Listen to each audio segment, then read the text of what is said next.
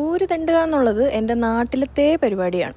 അപ്പോൾ ഇവിടെ വന്നപ്പോഴും പറ്റിയ കമ്പനി തന്നെ കിട്ടിയത് കൊണ്ടും പോരാത്തതിന് യാത്ര ചെയ്യാൻ കമ്പനി വക കാറുള്ളത് കൊണ്ടും നമ്മൾ റൂമിലിരിക്കാറേ ഇല്ല, എപ്പോഴും പുറത്തേക്ക് ഇറങ്ങലാണ്. ഇന്ന് നേരെ വന്നിരിക്കുന്നത് ഉമ്മൽകോയിൻ മാളിലാണ്, അതും നമ്മുടെ ലുലു മോളിലാണ്. നാട്ടിലത്തെ ലുലുമോളും ഇവിടുത്തെ ലുലുമോളും തമ്മിൽ ഒരുപാട് വ്യത്യാസമുണ്ടെന്ന് എനിക്കിവിടെ കണ്ടപ്പോൾ മനസ്സിലായി. പിന്നെ നേരെ കയറിയത് മാക്സിലാണ്. ഒരുപാട് നല്ല കളക്ഷൻസ് ഉണ്ട്.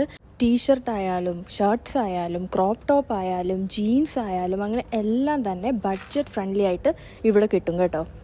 എനിക്ക് അവിടുത്തെ ഓരോ ഡ്രസ്സുകൾ കണ്ടിട്ട് അതെല്ലാം വാങ്ങിയാൽ കൊള്ളാമെന്ന് തോന്നുന്നുണ്ട്. ഈ കോഡ് സെറ്റൊക്കെ നല്ല ഭംഗിയുണ്ട് കേട്ടോ. നാട്ടിലെ പോലെ തന്നെ ഇതൊന്നും വാങ്ങിക്കാൻ കയറിയതല്ല, വെറുതെ കുറച്ച് ഷോയ്ക്ക് അങ്ങോട്ടും ഇങ്ങോട്ടൊക്കെ കുറേ ഡ്രസ്സുകൾ നോക്കാം.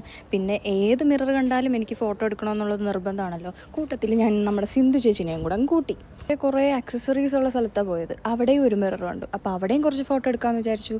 അങ്ങനെ കാണുന്ന സാധനങ്ങളൊക്കെ വേണമെന്ന് തോന്നും, അതങ്ങനെയാണല്ലോ. ഇനിയിപ്പോൾ എന്തായാലും സാലറി കിട്ടി നല്ലൊരു ഷോപ്പിംഗ് തന്നെ അങ്ങ് നടത്താം. കാറൊക്കെ കഴുകി നമ്മളിനി നേരെതാ പൊതി കിച്ചണിലാണ്. ഞാനിവിടെ എത്തിയിട്ട് ഇത് 4ാമത്തെ തവണയാണ് ഇവിടെ വരുന്നത്. സെയിം ചിക്കൻ നൂറ കഴിക്കാൻ വേണ്ടിയിട്ടാണ് ഇവിടെ വരുന്നത് തന്നെ. അത് നല്ലൊരു കിട്ടില സാധനമാണ് കേട്ടോ. ഉമ്മൽകോയിലുള്ള എല്ലാവരും ഇവിടെ നിന്ന് ഫുഡ് കഴിച്ചിട്ടുണ്ടാവും. ഒരുപാട് ഫേമസ് ആയിട്ടുള്ളൊരു സ്പോട്ട് തന്നെയാണ്.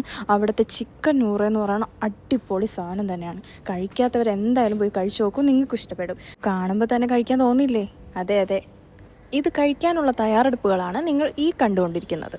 കണ്ടില്ലേ ആ മുഖത്ത് സന്തോഷം കണ്ടില്ലേ? അതാണ് ഫുഡെന്ന് പറഞ്ഞാൽ ഞാൻ മരിക്കും. അങ്ങനെ കുറേ കഴിഞ്ഞ് നമ്മൾ ഓർഡർ ചെയ്ത സാധനങ്ങളെല്ലാം എത്തി, വയറ് നിറയെ കഴിച്ചു. ഇവരാണ് എൻ്റെ ഇപ്പോഴത്തെ കൂട്ട്.